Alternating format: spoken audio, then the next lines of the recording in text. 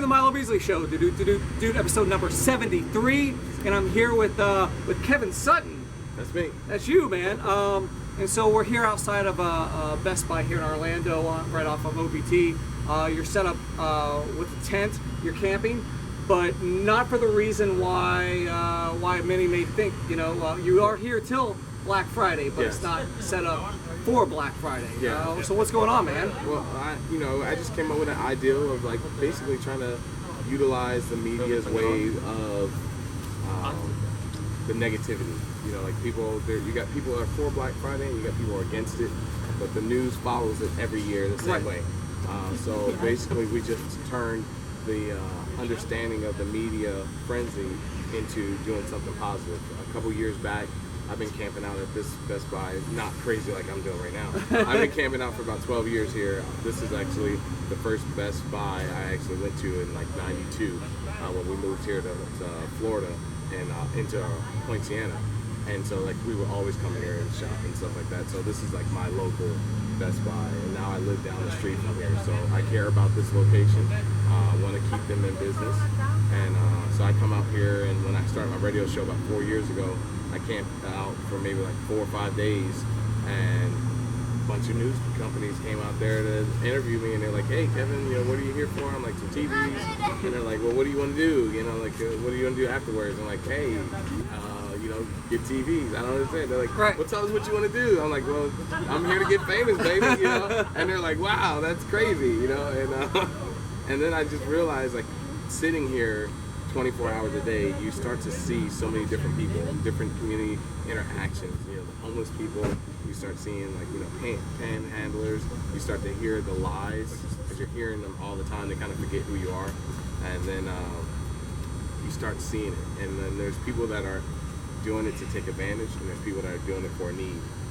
And one day, I happened to see a guy eating out of the trash can. Talked to him for a little bit, gave him some food, and I was like, wow, that was crazy. So I told my wife, I'm like, next year when we do it, I want to do it more for the people and do something different. Like, so we'll get the media to come out, right. And I'll still get the stuff that I need for TVs or thumb drives, whatever it is that I got, and then we'll do something added to it. So we'll ask definitely. people to bring canned food and our blankets, and so we did that.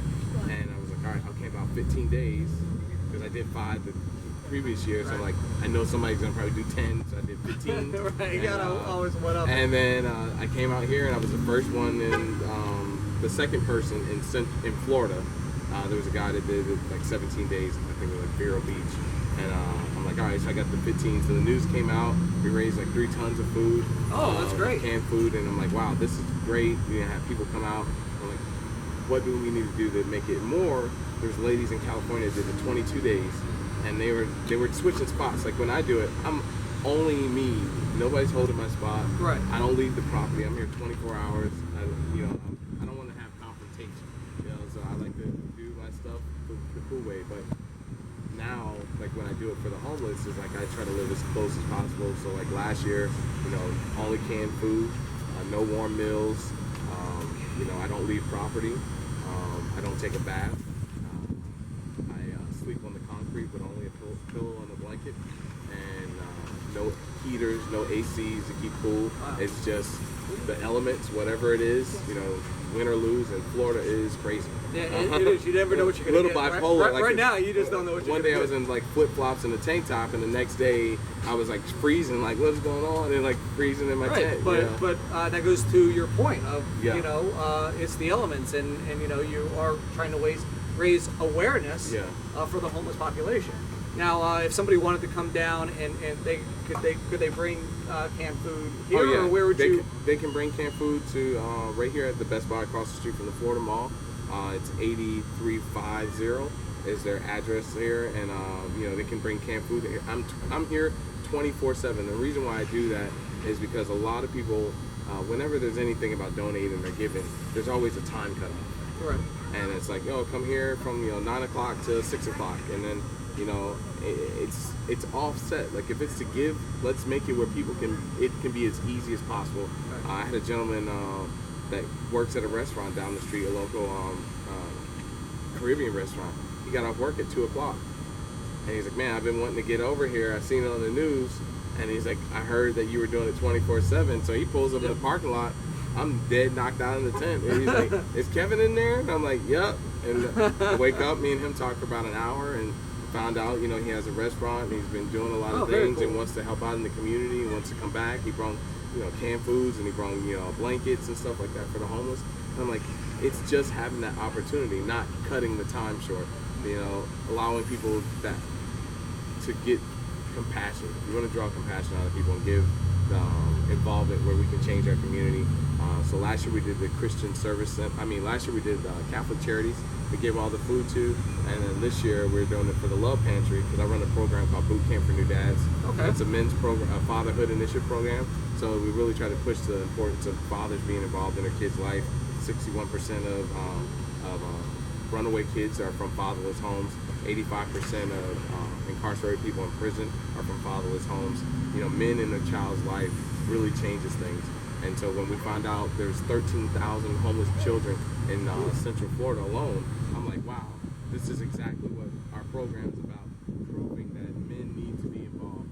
How can we stand up for it? And so our program went through and just completely, I'm like, look, I need you guys' help. We're a board of advisors, and I'm like, look, through Healthy Start Coalition, they're the ones that's actually brought our foundation together. And I'm like, look, how can I make this where we get to beat these ladies? I was like, if they come out and do 22 days, we're not going to get the media push. We're not going to get the things so people can hear about this. I'm going to have to do like a month or more. And they were like, a month or more? I'm like, a month or more. And so that's a lot of time away from my family. There's a lot of, people are like, oh, you don't have to stand in line, that long to get the TV. And like, yes, I'm going to get a TV. I'm going to shop. I've been doing this for 12 years. I'm going to get something regardless. So why not, while I'm here, do something good? Right. So what have you learned while being here? Oh man, while being here, I learned a lot of things about being aware of your surroundings, and not because of danger. Right. It's more like being aware of your surroundings, of knowing the type of people that are in your community, seeing the different needs for everybody that's there, and not everybody that wants a handout is going to get off their feet. Some people are going to just take advantage of your generosity, and it's not for you to judge. It's not for you to kind of hold it to say, well, I'm not going to give because I know that person didn't do right. But it could be that 1 out of every 10 really would be the person that you could change their life, that you should give that opportunity to, because other people are being stupid. You shouldn't change it. Speaking of being aware of your surroundings, there was a little incident last week. You got to you actually saved a dude's life. Yeah, I was sitting brushing my teeth, doing my daily checkups, calling my wife, letting her know, hey, we had this many people come in, and next thing I know, 2 guys were arguing, yelling and stuff back and forth. And I'm like, man, I was like, what in the world's going on? And I told my wife, I was like, look, I gotta go. Let me just see what's going on. And so I put the phone down, I look over, and they have this paper shredder machine over here, and destroying people's identification and stuff. Right, I guess right. They shred that thing, and that cuts on. You can't hear anything out here. And then next thing you know, it cuts off, and I hear the guy yelling and screaming like crazy. He can't believe he shot me. Can't believe he shot me. And I run over, and I'm just scary. Looking. I'm looking. Most people, gunshots go off, people duck and run, and so people are like getting away out of the area. But I just wanted to make sure that people are okay. A concealed weapons permit doesn't make you a superhero. Right. So I'm not trying to get in a confrontation with other people. Right. Plus, you don't know where. Yeah. You don't know where the guy. You don't know where that guy is. You don't know what happened. So I'm just basically like being aware of the surroundings, checking out what's going on with everybody, seeing who's involved, and making sure it was safe. And then I got right over there and just try to see. And he's like, I'm shot. And I'm like, where at? And he's like, I can't feel it. I can't feel anything. I can't feel anything. So I'm like looking all over, pull the shirt up, couldn't find anything. Turn him over, nothing. I pulled his pants leg up, couldn't find anything. Eventually, I pulled his pants down. That was fun. And right by the worm was the bullet entry in his lower abdomen, and it actually came out. So it was through and through. So had 2 wounds to tend to. I asked people to give me some water, cleaned it out. Got some gauze from the first aid kit, packed it, and then took my shirt off to hold it and compress it together, so he didn't bleed out. And people were like, the lady at the news. She was like, "So how did you know what to do?" I was like, "Have you ever watched Walking Dead?" I was like, that's, like this, you're like, oh, every day I deal with gunshot wounds. I'm not in the military, lady. I was like, Walking Dead. That's it. So one thing we do here on the Milo Beasley Show, we do a top 5. Top 5. So you just mentioned The Walking Dead. Walking Dead.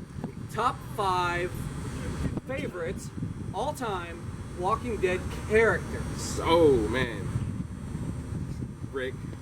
Right. I'm gonna go with it's Michonne. Michonne. I mean, you gotta go with Michonne, right? Like, yeah. she's just... Daryl.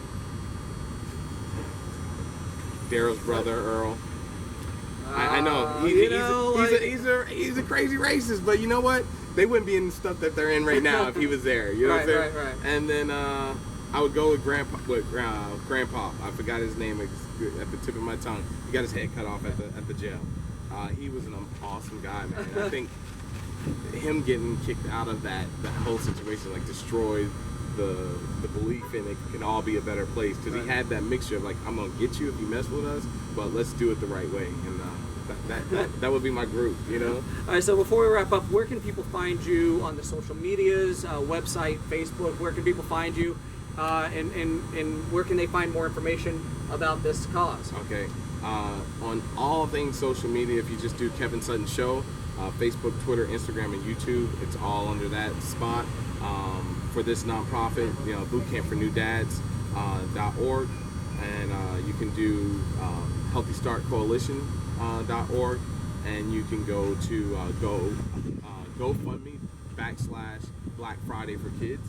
Okay. And that's probably the easiest one, or my website, you know, kevinsuttonshow.com. But all the links are there. It's a 501c program. You know, it's all, you know, these are programs that have been around for more than 60 years combined between the two nonprofits that we've, you know, the Kids Center with the Christian Service Center, and then the Healthy Start with the boot camp program, combined our powers, you know, like the Planeteers, to give a great opportunity to change something in this community, and for people to know it's going to a place that's not fake, you know. And we've done this. Correct. We did the same thing last year. I just want to do it better. Real quick, where can they listen to your show? On 96.9 FM, and then 740 The Game.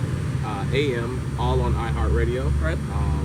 It's The Game, so it's iHeartRadio, and you can just look up 740 The Game or 96.9 FM The Game. Cool. Thank you very much for talking to me, man. And yeah, check all that stuff out. Please, you know, don't be afraid to give. Don't be afraid. Google me, baby. I'm almost famous. Cool. Thank you so much. Oh no, definitely.